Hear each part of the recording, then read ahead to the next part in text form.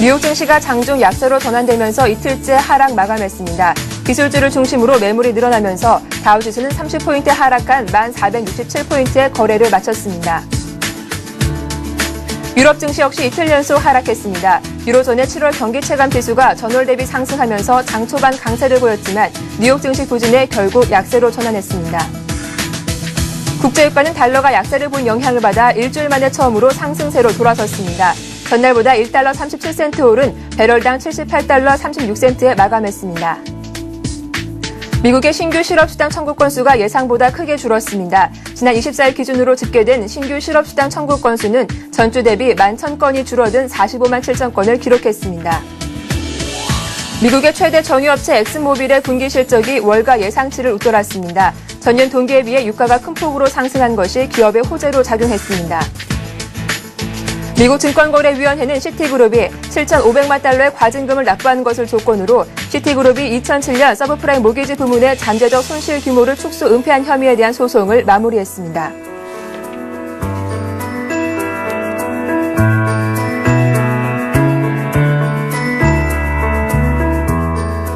안녕하십니까. 굿모닝 센증시 박미라입니다. 뉴욕 증시가 또다시 하락으로 마감을 했습니다.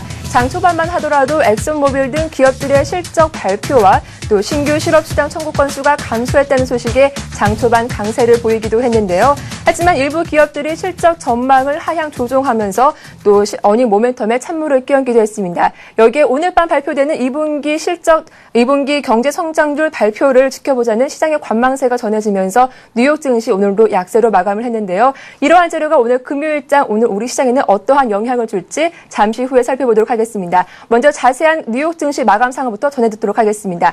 한매투자증권 하창봉 과장과 연결해 보겠습니다. 안녕하세요. 네, 안녕하십니까. 네, 먼저 자세한 뉴욕 증시 마감 상황부터 전해 주시죠. 그렇습니다. 미국 증시 같은 경우는 기술업종의 이제 주요 종목들이 약간 부진한 실적 전망을 내놓은 점에 실망 매물을 불러왔고, 또 하루 앞으로 다가온 2분기 성장률 발표를 지켜보는 투자자들의 관망세가 아무래도 적극적인 매수세를 몰려하면서 한 2기 거래일 연속 약보세를 보였던 것 같습니다.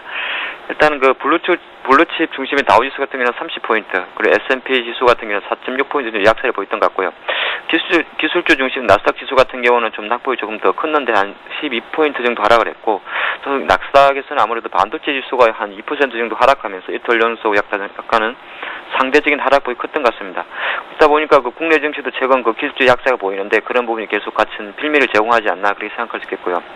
장 초반 같은 경우에도 엑슨모빌이라든지 쿠디어 타이어 등의 그 실적 보전하고 또 실업수당 신청 건수가 예상치보다 하회하면서 투자 심리에 도움을 줬지만은 이후 발표된 그 기술주죠. 시만텍이나 엔비디아 등의 실적 전망치입니다. 이거는 실적치가 아니고 향후 실적 전망치를 약간 하향 조정하고 또 치약업체를 할 수 있는 콜게이트 2분기 실적 전망치도 어느 정도 예상치를 밑돌면서 2분기 어닝 모멘텀이 약간 찬물을 끼얹었다 그렇게 볼 수 있겠고요. 기술적으로도 사실 미국 지수 같은 경우는 일봉상 200일선에 위치한 다우 1490포인트에서 약간 기술적 저항을 받고 있는 그런 상황인 것 같습니다. 네, 이렇게 기업들이 엇갈린 실적을 어제 발표를 했는데요. 엑슨모빌은 호실적을 발표했지만 이렇게 시만텍과 엔비디아 등 이런 기술주가 오늘 약세를 보이면서 어제 시장에서 기술주 전반적으로 약세를 보였다고요? 예, 그렇죠. 일단은 실적을 한번 지나보면 엑슨모빌 같은 경우는 사실적으로 이제 대표적인 대형 에너지주면서 다우지수 중에서 그냥 큰 종목인데 아무래도 2분기 순이익 자체가 거의 어닝 서프라이즈가 나왔던 것 같습니다. 주당 75억 6천만 달러가 나오면서 주당 1.6달러가 나왔는데 전년 동기 대비해서 한 91% 정도 급증한 수치고요. 예상치 한 15%도 상회했고 매출적인 부분에도 한 925억 달러가 나오면서 전년 동기 대비 한 24% 정도 증가했는데 엑슨모빌은 아무래도 에너지 종목이다 보니까 유가 상승이 가장 순이익 급증의 원인이었다 할 수 있는데 2분기 그 서부 텍사스행 중진유 WTI 평균 가격이 한 배럴당 78달러 5센트가 나왔는데 아무래도 전년 동기 대비 한 31% 정도 증가한 수치고요. 한 가지 아이러니한 것은 실적 발표 후에 이제 엑슨모빌의 주가 같은 경우는 한 61달러 88센트까지 상승했습니다만은 어느 정도 종가는 또 좀 0.94% 하락한 60.34달러로 마감을 했습니다. 네, 이렇게 엑슨모빌이 월가 예상치를 웃도는 호실적을 발표했는데요. 이어서 모토로라도 시장 전망을 넘어서는 2분기 실적을 발표했네요. 예, 그렇습니다. 제가 지금 좀 엑슨모빌 하다가 말을 많이 했는데, 모토로라 같은 경우도 이제 2분기 순이익이 어느 정도 예상치를 상회했고, 대표적인 건 아무래도 스마트폰이죠. 드로이드 X의 판매 증가 영향으로 어느 정도 좀 뭐 예상치 8센트를 넘어선 주당 순위 9센트가 나왔던 것 같습니다.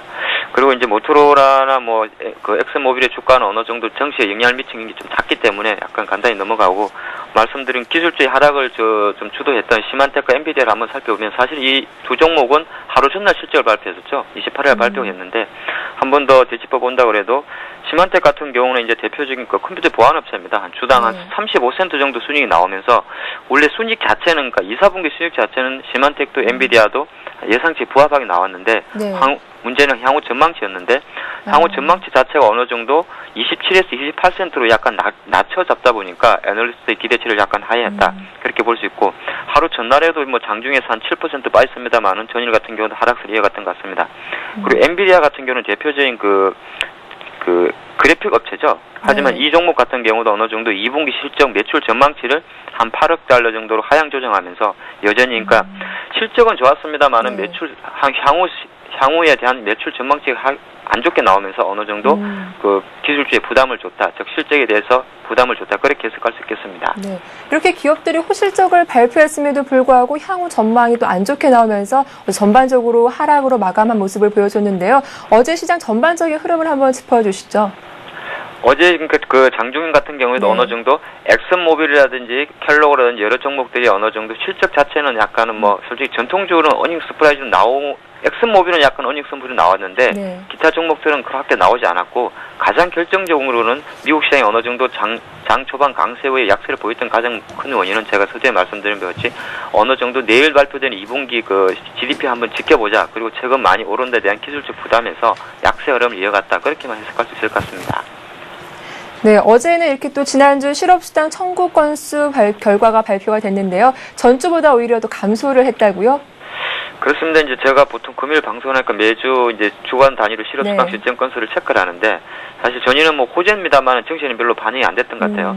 아무래도 그러니까 한번 살펴본다 그러면 실업수당 신청 건수 같은 경우 11,000건이 감소하면서 예상치를 하회했습니다. 예상치보다 하회하면서 한 45만 7천 건이 나왔는데, 뭐 감소폭 같은 경우에도 한 46만 건을 예상했습니다. 그보다 많이 나왔고요. 하지만은 그 실업수당 이 수당 신청 건수가 아무래도 다음 주에 나왔다면 상당히 호재가 됐을 건데, 그게 왜 그러냐면 다음 주 후반에 이제 미국의 그 고용 동향이 발표되는데 그걸 전주에선 하루 앞두고 나왔기 때문에 크게 정시에는 호재가 되지 못했던 것 같고요. 그래서 실업수당 신청 건수라는 것이 어느 정도 항상 주간 단위로 발표가 되다 보니까 정시 호재가 될 때고 안 될 때가 있었는데, 이번 주 같은 경우는 예상 수치는 좋게 나왔습니다만 크게 좋게 나온 건 아니고, 또 일부 전문가들의 그 의견을 들어봐도 뭐 실업수당 신청 건수는 감소는 했지만은 여전히 고용시장은 회복세가 좀 더디다. 그렇게 평가하는 분위기였던 것 같습니다. 네, 어제 이런 지표 이외에도 또 블러드 연방준비은행 총재가 어떤 코멘트를 했네요. 어떤 이야기를 했죠? 그렇죠. 이제 약간 재미난 그 갑론을박 이야기 나왔던 것 같습니다. 블러드 총재 같은 경우에는 어느 정도 그 멘트를 한번 살펴본다 그러면 디플레이를 좀 대비해야 된다. 그렇게 좀 이야기를 했던 것 같고요. 대부분 이제 그리고 그에 반해가지고 모건스탠리 쪽에서 웃기는 소리 하지 마라. 인플레이션 더 걱정하고 오히려 양적 완화 정책을 내야 된다. 이런 말이 나왔는데, 어느 정도 약간은 한번 살펴본다 그러면은 블러드 연흥 총재의 주장을 한번 살펴본다 그러면은 미국 같은 경우도 이제 일본이 예전에 보면 장기 침체국면에 들어가서 미국이 일본식 디플레이션이 근접하고 있지 않느냐. 그리고 FRB가 장기 초저금리 기조는 상당히 지금 비생산적이다. 그래서 그걸 통해 가지고 FRB에서 어느 정도 그 국채 매입을 통해 양적 완화 프로그램을 확대하고 있는데 이거 참 큰일이다. 이렇게 말을 했고, 오히려 이제 상대적으로 반박한 그 모건스탠리 쪽에서는 아니다. 지금 오히려 미국은 그 인플레이션을 더 걱정해야 되고 오히려 양적 완화 정책, 지금 현재 쓰고 있는 양적 완화 정책을 더 추가해야 된다. 이렇게 나오는데, 아무래도 뭐 두 양쪽의 전문가가 어느 정도 자기네들 주장을 그 갑론을박을 벌였는데, 그래서 한번 뭐 실제적으로 한번 지켜볼 만한 그런 사안인 것 같습니다. 그럼 하창봉 과장님께서는 이런 의견에 대해서 어떻게 생각하시는지, 디플레이션 준비를 해야 된다고 보시는가요? 아니면 아직은 이르다라고 보시는가요? 약간은 모건스탠리 입장에서 웃기는 소리 하지 마라. 그렇게 말하고 싶습니다. 네. 어떤 근거로 그렇게 생각을 하시는지 말씀 좀 전해주시죠. 일단은 뭐 경제라는 것이 이제 블러드 총재 블러드 쪽의 이야기를 보게 되는데, 아까 이제 부정적인 이야기로 말을 한 건데, 어느 정도 뭐 실제적으로 지금 미국 경제는 세계적인 경제 자체도 어느 정도 아직은 약간은 디플레이션보다는 저는 개인적으로 약간 뭐 미국의 그 실적이라든지 성장률 전망치에 부정적으로 나옵니다만은 어느 정도 한 3년 이상 누적된 게 때문에 향후 전망치에 대해서는 좀 좋게 보는 관점입니다.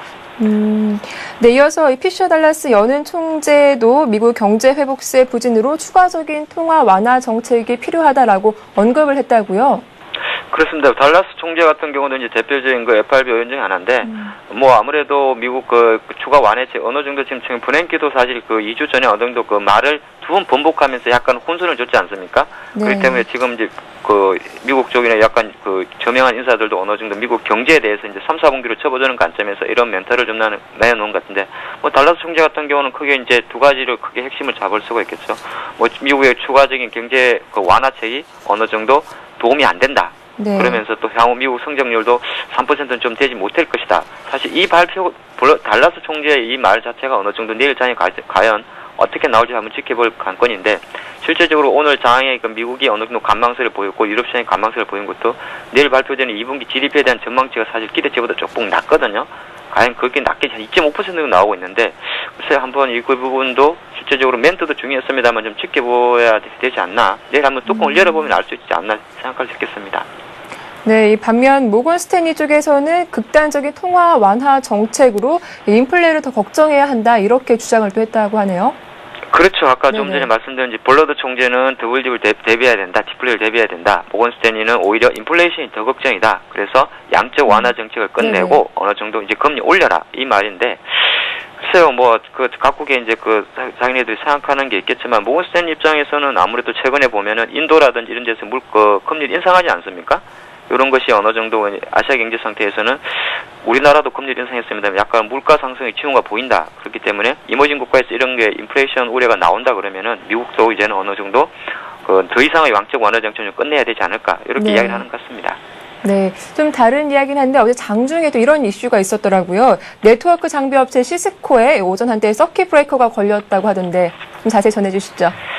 그렇습니다. 이제 사실 서킷 브레이크라는 게 원래 시장이 어느 정도 뭐 5%, 20% 빠지면 만드는 제인데 미국에서 이제 새로운 걸 만들었죠. 실제로 어제 시스코 주가 같은 경우 한 미국 시간으로 10시 40분경에 서킷 브레이크를 발표했는데 시장 전체를 말한 것이 아니고 시스코 주가만을 5분간 거래시킨 제도입니다. 사실 이 제도가 미국에 특수하게 생겼는데 지난해 올해죠. 5월 6일 날 미국 증시에서 어느 정도 통제불능 상태에 나왔을 때, 그러니까 프레시 크래시라고 해서 순간 폭락 상태가 나오면은 해당 종목의 주가를 5% 정도 5분 동안 정지시키는 제도인데, 이 제도가 생긴 이유가 연초에 그 P&G 사건이 있었죠.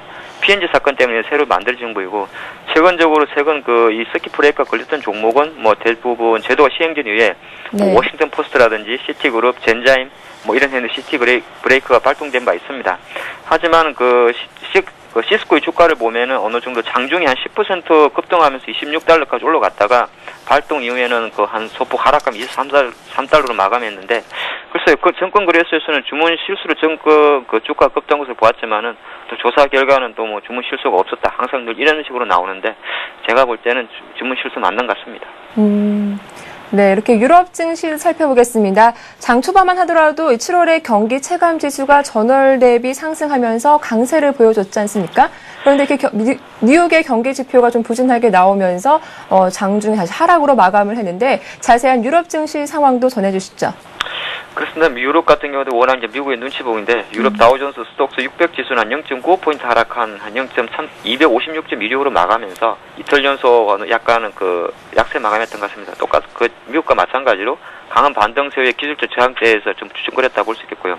장 초반만 해도 영국 같은 경우도 이제 제약사 아스트리아제네카와 그 통신사 BT그룹 같은 그 실적이 좋게 나왔고, 네. 또 하나가 유로존의 7월 경기 체감 지수 ESI가 전월 99에서 101.30으로 상승하면서 약간 상승 투자 심리에 도움을 줬습니다만은 장막판 아무래도 미국의 그 기술적 실적 부진, 그리고 2분기 성장률에 대한 발표 경계감으로 약간은 관망세가 좀 나오면서 이틀 연속 약간 양보합선을 보였던 것 같습니다.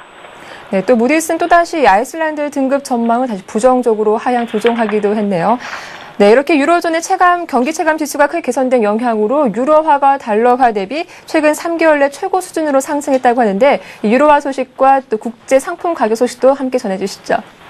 그렇습니다. 유로화의 1.30달러 반등은 상당히 의미 있다 할 수 있겠는데, 유로화가 이제 그 달러 대비해서 1.30달러까지 저항세를 보인 이후에 최근 재반등하면서 3개월 내 최고치로 상승을 했던 것 같습니다. 일단 결정적인 원인을 제공한 것은 조금 전에 말씀드린 대로 유로존 경기 체감지수 ESI가 크게 개선됐다는 거, 그리고 유럽은행권의 지난 주말에 그 스트레스 테스트 결과 발표에 의해 아무래도 유럽 재정위기 우려가 약간 완화됐다 이런 것이 유럽 경제 지표들의 개선세가 나오면서 유로에 좀 호재로 작용했던 것 같고 결정적으로는 가장 이런 것도 있습니다만은 해외 글로벌 증시가 반등세를 보이면서 위험자산 순환 현상이 부각되다 보니까 안전자산인 달러 가치의 하락세를 초래하는 그 기조가 계속 이어졌다 그렇게 볼 수 있겠고 국제 유가적인 부분은 아무래도 전일 같은 경우는 1.8% 급등을 했던 것 같습니다. WTI 같은 경우가 78달러 36센트로 마감을 했는데 최근 한 일주일 새 약세를 보이더니 다시 재반등하면서 78달러 선으로 마감했는데 이거 자체도 아무래도 유라 반등이라든지 또 유로존 7월 경기 체감지수 상승한 것도 원유 수요를 자극했다 그렇게 판단하는 것 같습니다.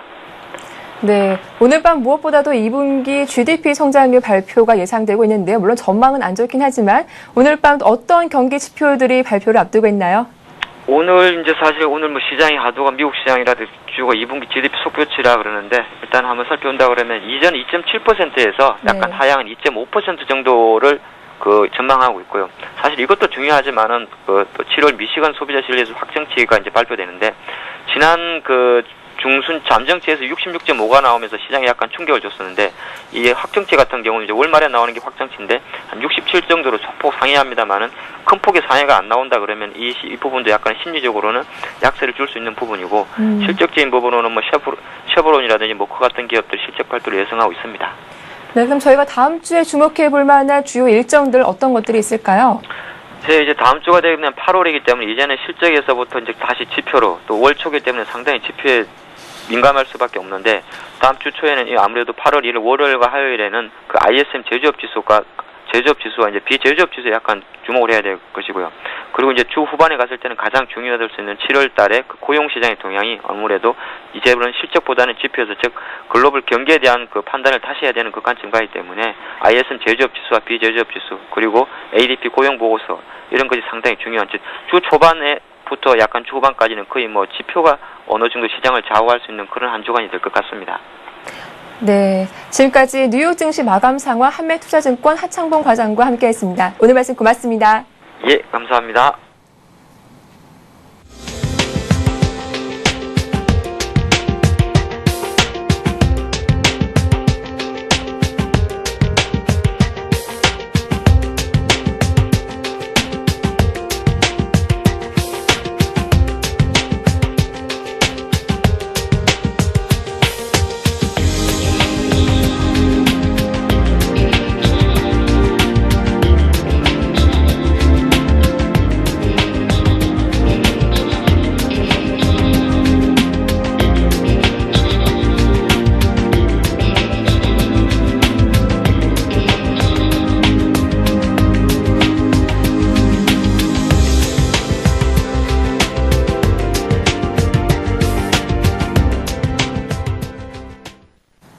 네, 이렇게 간밤 뉴욕 증시는 약세로 마감을 했습니다. 오늘 밤 발표되는 2분기 경제 성장률 전망치를 좀 더 지켜보자라는 투자자들이 늘어나면서 적극적인 매수가 사라진 점이 이 약세를 이끌지 않았나 싶은데요. 이러한 오늘 대외 이슈가 오늘 우리 시장에는 어떤 영향을 줄지 오늘 금요일장입니다. 네, 오늘 교보증권 여의도지점 김학현 차장과 함께 알아보도록 하겠습니다. 안녕하세요. 안녕하세요. 네. 먼저 제가 이 말씀을 안 드릴 수가 없을 것 같습니다. 어제도 방송 출연하셔서 이 지주회사 LG에 대한 투자 전략을 말씀해 주셨는데요. 네. 어제 LG가 급등으로 마감을 했죠? 네네, 그렇습니다. 네. 시장이 주주 중심으로 약한 국면이 지속이 되니까, 네. 이 시장이 주주 중심으로 약한 국면이 진입되는 초기에 항상 관심이 집중되는 업종이 이 지주회사 관련주들인데요. 네. 최근에 지주회사 관련주들이 급등을 했음에도 불구하고, 시장 국면이 크게 변하지 않는 모습이 발생이 되면서, 지주회사 LG 같은 경우는, 직전 고점을 오히려 돌파해 나가면서, 8만 원을 돌파해 나가는 모습이 개장과 함께 일찍부터 나타나는 모습이었습니다. 이렇게 LG가 급등세를 지속하는 것은 시장 상황이 변하지 않고 있기 때문인데요. 전일 시장이 어떻게 변화하고 있지 않은지도 네. 간단하게 말씀을 드려보도록 하겠습니다. 네네. 전일 시장 역시 시장은 답법권 상태에서 머물렀지만 이 IT의 대형주 위주로는 평균적으로 한 3% 전후로 급락하는 양상이 지속이 됐습니다. LG 디스플레이라든가 하이닉스뿐만이 아니라 시장 주도주라고 일컬어지는 삼성전기 같은 종목도 3, 4%대 우수수 무너지는 모습이 지속이 됐고 자동차주 역시 하락세를 지속을 했습니다. 주도주들이 이렇게 부진한 가운데에서 네. 기존의 추세가 지속이 되면서 음식료나 지주회사 그리고 금융지주사들의 강세가 역시 변함없이 지속이 됐습니다. 그래서 전체적으로는 뭐 시장은 답법권 상태에서 머물렀지만 네. 뭐 체감 지수는 개인 투자자들이 느끼는 혹은 많은 투자자들이 느끼는 이 체감 지수는 뭐 1770포인트가 아니라 네. 한 1600포인트 정도에 머물고 네. 있는 상황입니다. 네, 이렇게 주도세가 없는 순환매 장세를 지속하고 있는데요. 이게 어떻게 보면은 좀 더 추가 상승을 위한 몸풀기 단계가 아닌가 이런 생각도 들거든요. 네, 수급적으로 보면은 네. 뭐 전일도 말씀드렸지만 수급적으로 보면 충분히 뭐 그렇게 생각을 할 수 있습니다.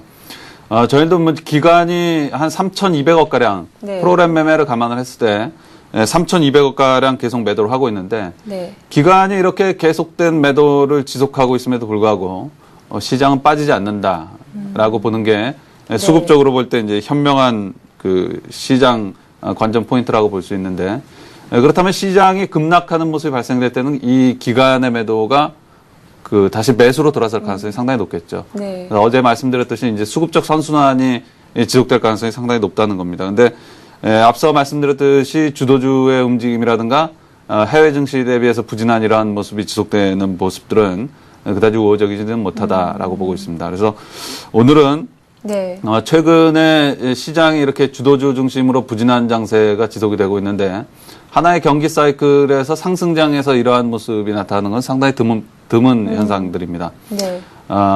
이것을 어떻게 전망을 하는가에 대해서 가장 가까운 경기 사이클이 2003년도부터 2008년도까지 있었던 그 조선주 중심의 경기 사이클이거든요. 네. 그래서 그 시기에 나타났었던 주도주 부진 현상이 나타났었던 기간, 이게 2008년도 3월 중순부터 정확하게 5월 중순까지 딱 2달간입니다. 네. 그래서 그 시기와 한번 비교 분석을 한번 해보도록 하겠습니다. 네. 도표를 잠깐 보도록 하겠습니다. 현재 2008년도에 나타났었던 지난 사이클에서의 주도주 부진 기간과 주도주와 비주도주의 수익률이 나오고 이번 사이클에서의 주도주 부진 기간과 수익률을 좀 정리해 봤는데요. 전자가 일단 1번에 나타나 있습니다. 지난 사이클에서는 현대중공업이 시장을 주도로 했었죠. 그래서 네. 2008년도 3월 중순부터 5월 중순까지 현대중공업이 시장 대비해서 7.8% 부진한 수익률을 기록을 했습니다. 이 시기에 약 2달간 정확하게 뭐 한 7.8% 그러니까 8%가량 시장 대비해서 주도주가 부진한 모습이 발생이 됐었는데 대표적인 비주도주였던 종목이 이제 삼성전자나 현대차 같은 종목인데 이러한 종목들은 각각 뭐 40% 가까이 반등을 하면서 시장 대비해서는 17%가량 아웃퍼폼하는 즉 상대적으로 좋은 수익률을 기록을 했었습니다. 그래서 이 당시에도 이제 뭐 주도주가 바뀌어 나가는 것이 아니냐라는 그 투자 의견들도 굉장히 많았고 실제적으로 많은 애널리스트들이 뭐 이제는 주도주가 바뀌었다라고 또 많이 얘기를 했었습니다. 근데 이렇게 주도주가 부진한 기간이 한 2달간 지속된 이후에 이때 시장은 폭락했었죠. 네. 이 폭락 때 뭐 현대중공업 같은 경우는 기술적 반등을 동반을 했지만 삼성전자나 현대차 같은 경우는 거의 기술적 반등을 동반하지 않고 그대로 급락하는 현상이 발생이 됐었습니다. 그래서 하나의 경기 사이클이 끝나기 전에는 주도주는 바뀌지 않는다는 이러한 것을 네. 이때도 역시 마찬가지로 보여줬었습니다. 그래서 이번 사이클에서 지금 기아차나 삼성전기 위주의 급락세가 지속이 되고 있는데요. 네. 기아차나 삼성전기 역시 이번 사이클에서 6월 4일부터 부진한 모습이 지속이 됐는데 6월 4일부터 현재까지 약 2달이 조금 안 되죠. 한 일주일 정도 빠지는데 이 기간 동안에 시장 대비해서 약 12.7% 부진한 수익률을 보이고 있습니다. 이는 앞서 현대중공업이 주도했었던 2008년과 비교를 해볼 때 8%보다 오히려 더 심화되는 특징을 가지고 있죠. 근데 이 시기에 비주도주인 현대중공업은 네. 현재 시장 대비해서 약 17%가량 상대적인 강세의 모습을 보이고 있습니다. 네. 이는 앞선 시기에 비주도주가 보여줬었던 수익률과 거의 비슷한 양상을 보이고 있죠. 그래서 이러한 수익률적인 측면과 그 기간적인 측면은 약 2달 정도죠. 그래서 지금은 2달이 좀 안 되니까 기간적인 측면 여러 가지를 좀 고려를 해본다면 이 주도주가 시장 대비해서 이렇게 부진한 모습을 보이는 현상들은 조만간 해소될 가능성이 상당히 높다라고 전망을 하고 있습니다. 네, 이렇게 주도주의 상대적 부진이 해소된다면 주도주가 다시 조만간 상승할 기회가 오겠다라는 말씀을 해주셨는데요. 그럼 어떤 식으로 이 주도주가 다시 상승 국면에 들어오게 될까요? 주도주의 부진이라는 것이 꼭 네. 그 주도주가 상승한다라고 생각할 수는 없습니다. 왜냐하면 주도주가 최근에 시장 대비해서 약 12.7%가량 부진한 모습을 보였는데 만약에 이제부터 시장이 주도주보다 더 많이 빠진다. 네. 라고 본다면 주도주는 상대적인 강세를 보이겠죠. 이제부터 주도주가 마이너스 1%를 하루에 기록을 했는데 네. 시장이 1.5%씩 빠진다. 이러한 모습이 지속돼도 그 주도주의 상대적 강세는 지속이 되는 겁니다. 근데 그 주도주의 부진이 만약 해소가 된다면 상대적 강세가 지속이 될 것이기 때문에 이제부터는 주도주가 시장의 대안으로 떠오를 가능성이 상당히 높다라고 보고 있는 거죠. 비주도주가 강세를 보이는 국면은 계속되지는 않을 것 같다라고 보고 있는 겁니다. 그래서 이 주도주 시장 대비해서 주도주가 부진한 현상이 해소된다는 것이 반드시 주도주의 상승을 의미하지 않는다는 점을 좀 명백하게 좀 밝혀두도록 하겠습니다. 동시에 그 주도주의 중요한 기능 중에 하나가 시장 예시 기능입니다. 시장 예시 기능이라는 것은 시장보다 주도주가 선행성을 가지고 있다는 건데요. 최근에 주도주가 이렇게 부진한 모습이 지속되는 것은 시장이 앞으로 나아갈 방향을 좀 제시를 하고 있는 것이 아닌가라고도 볼 수 있습니다. 실제적으로 앞서 그 제시해드렸었던 2008년도 3월부터 5월까지 주도주가 부진한 이후에 시장이 급락하는 양상을 보였었거든요. 그래서 이러한 양상들은 결코 긍정적으로는 바라볼 수 없다라고 볼 수 있겠습니다. 그래서 투자자별로 여러 가지 대응 전략을 지금 좀 세워야 되지 않나 이렇게 판단을 하고 있는데 보수적 투자자 같은 경우는 전일과 마찬가지로 불확실성이 커진 시장에서 현금 비중을 늘리는 것이 바람직하다라고 볼 수 있겠습니다.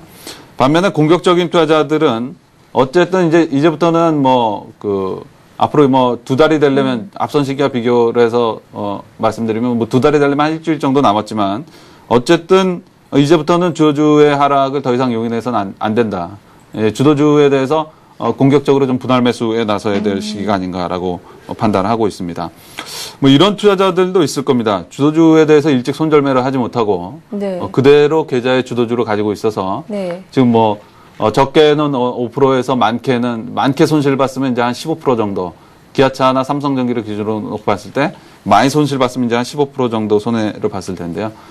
여기서 던져야 되느냐, 이런 것을 생각해 볼 수 있는데 더 이상은 이제 매도할 시기가 아니지 않는가라고 판단을 하고 있습니다. 그래서 오히려 여기서 삼성전기나 기아차 같은 종목이 추가적으로 하락하는 모습이 발생이 된다면 단기적으로는 분할 매수할 수 있는 좋은 기회가 찾아온다라고 판단을 하고 있습니다. 오히려 이렇게 좀 빠지고 있을 주도주가 좀 더 빠지고 있는 이런 상황에서 다시 분할 매수에 들어간다. 그런 말씀을 전해주셨습니다. 그렇다면 오늘 저희가 또 관심 있게 눈여겨볼 종목은 어떤 종목이 있을까요? 물론 주도주겠죠?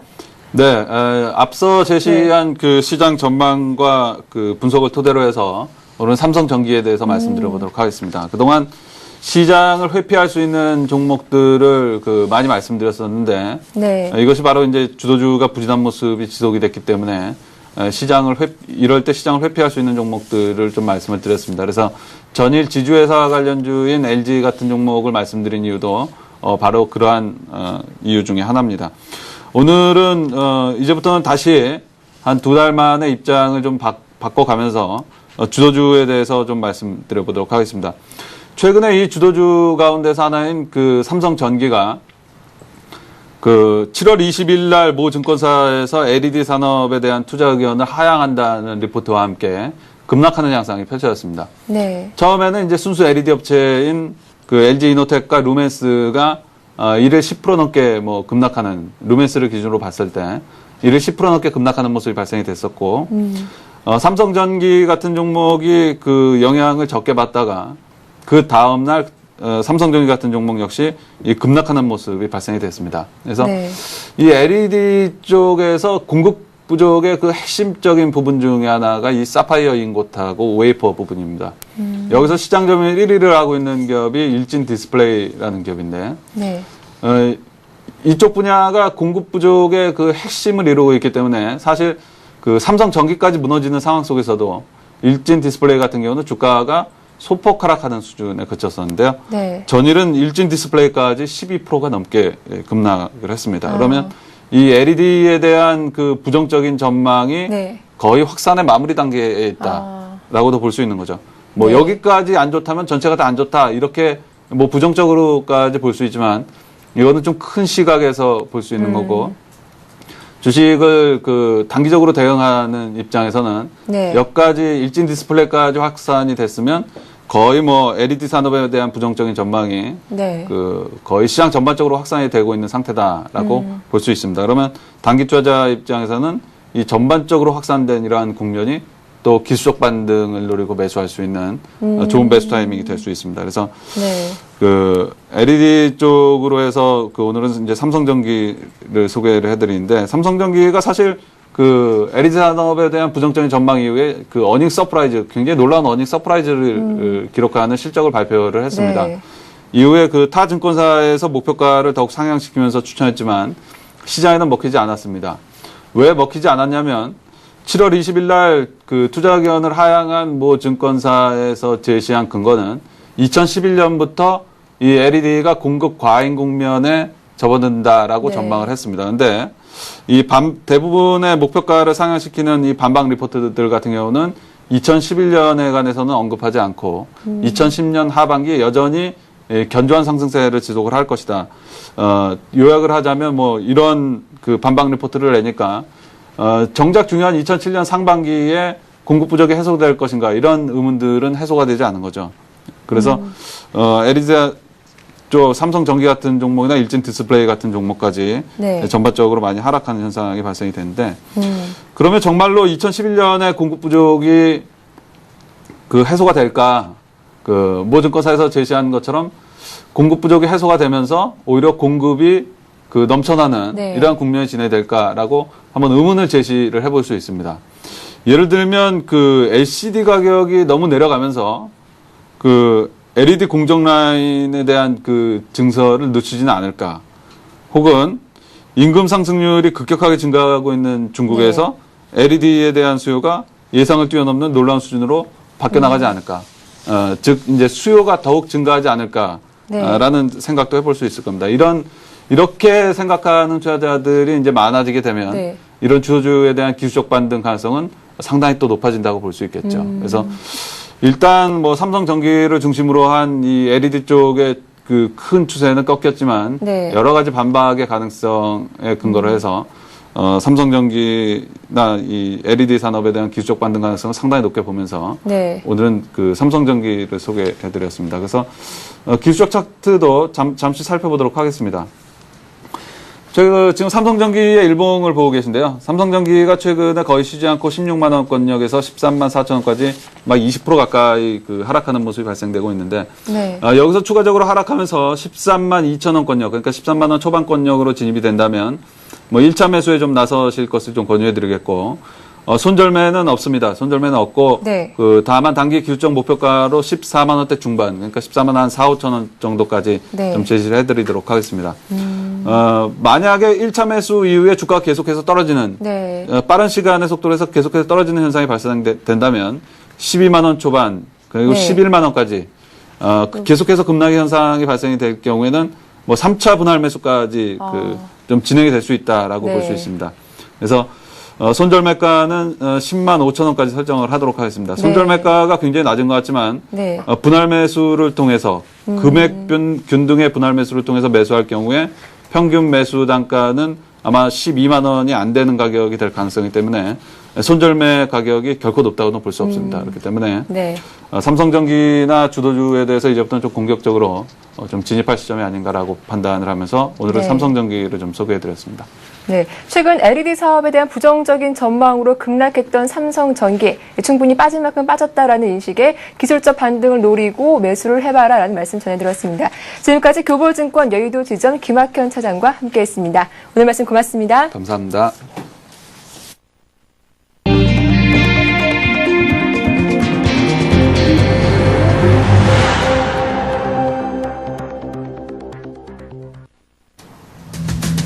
이명박 대통령은 최근 논란이 되고 있는 대기업 문제에 대해 정부의 강제 규정보다 대기업이 스스로 상생 문화와 기업 윤리를 갖추고 시장에 나가는 게 바람직하다고 밝혔습니다. 정운찬 국무총리가 어제 전격 사퇴 의사를 표명했습니다. 이명박 대통령은 이를 수용하고 내달 10일께 대폭적인 개각을 단행할 예정입니다. 현대그룹 채권단이 현대그룹 여신에 대해 연장을 중단하는 초강수를 선택했습니다. 현대그룹은 채권단과 양해각서를 맺지 않으면 다음 달부터 만기되는 돌아오는 모든 대출을 갚아야 합니다.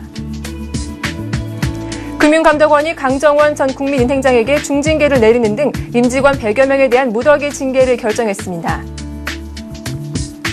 어제 실적을 발표한 현대차가 올 상반기 글로벌 점유율 5%를 기록하며 분기 사상 최대 실적을 거뒀습니다. 네, 오늘 같은 내용 바탕으로 이슈앤이슈 서울경제신문 금융부 김영필 기자와 함께 보도록 하겠습니다. 안녕하세요. 네, 안녕하세요. 네. 최근 이명박 대통령의 친서민 드라이브가 눈길을 끌고 있는데요. 어제도 대기업 문제에 대해서 한마디를 했다고요. 이렇게 대기업과 중소기업 간의 자발적인 상생이 중요하다라고 했다는데 어떤 내용인가요? 네, 최근 논란이 되고 있는 대기업 문제에 대해 이명박 대통령이 입을 열었는데요. 네. 이명박 대통령은 어제 대기업, 중소기업의 상생과 관련해 정부의 강제 규정보다는 대기업이 스스로 상생 문화, 기업 윤리를 갖추고 시장에 나가는 것이 바람직하다면서 자발적 상생이 중요하며 강제 상생은 의미가 없다고 말했는데요. 이 대통령은 이날 청와대에서 열린 비상경제대책회의를 주재하며 정부가 지나치게 개입하면 오히려 중소기업이 불이익을 당할 수 있으므로 현실적이지 않다면서 이같이 말했다고 김희정 청와대 대변인이 전했습니다. 이 대통령은 특히 대기업과 중소기업과 해결해야 할 문제가 많지만 정부가 인위적으로 해결하는 데는 한계가 있고 자칫 포퓰리즘으로 보일 수 있다고 지적했는데요. 이명박 대통령이 계속되는 대기업 때리기와 친서민 정책이 지나친 것 아니냐는 비판에 따른 발언으로 해석이 되고 있습니다. 이 대통령은 궁극적으로 10년, 20년 후에는 지금의 대기업뿐만 아니라 더 많은 중견기업이 나올 수 있도록 여건을 만들어주자는 의미라고 말했는데요. 이 대통령은 또 전국경제연합회도 대기업의 이익만 옹호하려는 자세를 가져선 곤란하며 사회적 책임도 함께 가져야 한다고 지적했습니다. 네, 어제 정운찬 국무총리가 전격 사퇴 의사를 표명을 했습니다. 이미 여러 차례 밝힌 바 있지만 이 대통령이 어제 그 사퇴를 수용했다고 하는데 앞으로 이 개각에 대해서도 관심이 집중되고 있습니다. 좀 더 자세히 전해주시죠. 네, 정운찬 국무총리가 어제 전격 사퇴 의사를 표명했습니다. 네. 이명박 대통령은 정 총리의 사의를 수용해서 다음 달 10일께 총리와 장관들에 대한 대폭적인 일괄 개각을 단행할 예정인데요. 정 총리는 이날 기자회견을 열고 국무총리직을 사임하고자 한다면서 지금이 국가의 책임 있는 공무부로서 사임의 의사를 표시할 수 있는 마지막 기회라고 판단했다고 밝혔습니다. 이에 따라 이 대통령은 오는 8월 10일께 후임 총리를 포함한 일괄 개각을 단행할 예정인데요. 청와대의 한 핵심 관계자는 정 총리의 사의 표명 직후 이 대통령이 8월 첫째 주 휴가 기간 개각 작업을 제로 베이스에서 진행한 뒤 10일께 총리와 장관에 대한 인사 내용을 발표할 계획이라고 말했는데요. 정 총리는 사퇴의 말을 통해 세종시 수송안을 관철시키지 못하는 것에 대한 강한 아쉬움을 드러냈습니다. 정 총리는 국가 100년 대계를 위해 세종시 수송안을 마련했지만 이를 관철하지 못한 점은 개인적인 아쉬움의 차원을 넘어 장차 도래할 할 국력의 낭비와 혼란을 방지하지 못했다는 자책감을 불러일으킨다고 말했는데요. 한편 후임 총리로는 세대 교체형 인물이 될 것이라는 전망이 많습니다. 임태희 대통령 실장이 50대 중반의 세대 교체형 실무 인물인 만큼 후임 총리 역시 젊은 세대가 전진 배치돼서 청와대와 호흡을 맞추게 될 것이라는 관측이 많은데요. 또한 이번 개각에서는 많게는 장관이 9명까지 바뀔 수 있다는 전망도 나오고 있습니다. 고용노동부는 임태희 전 장관이 대통령 실적으로 이동해서 공석인 상태이고 김태형 국방장관은 이미 천안 사태 이후 사의를 밝혔기 때문인데요.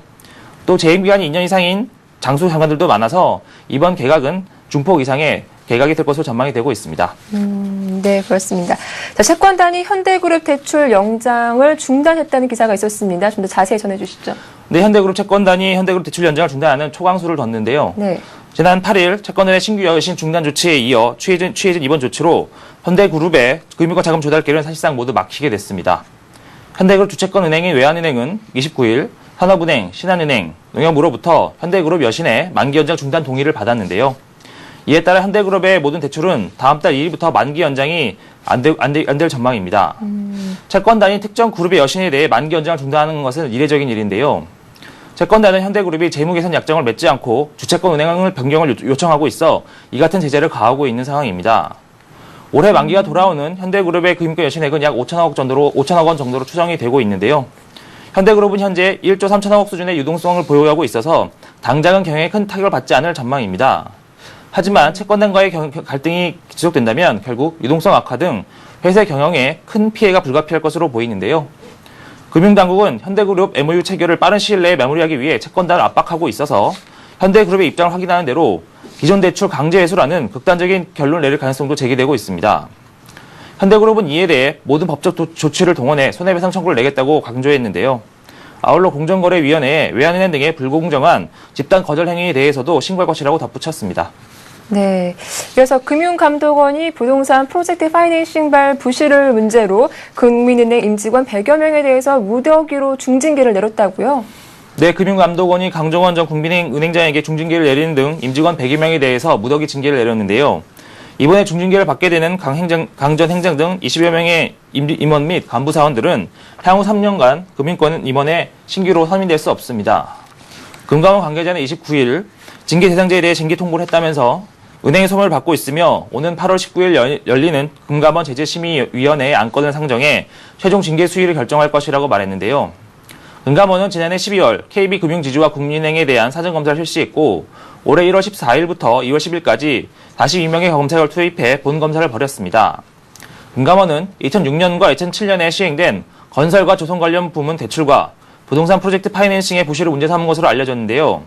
또 국민은행의 카자흐스탄 센터크레디트 은행 지분 인수 과정과 10억 달러 규모의 커버드 본드 발행에 일부 문제가 있었음을 지적한 것으로 알려졌습니다.